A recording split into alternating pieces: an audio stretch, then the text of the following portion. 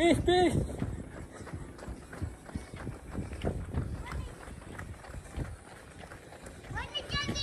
Mari ni, kami atas. Akan maju dah.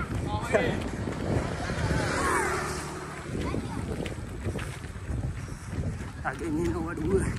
Kena heret. Kau pergi dulu tak tahu.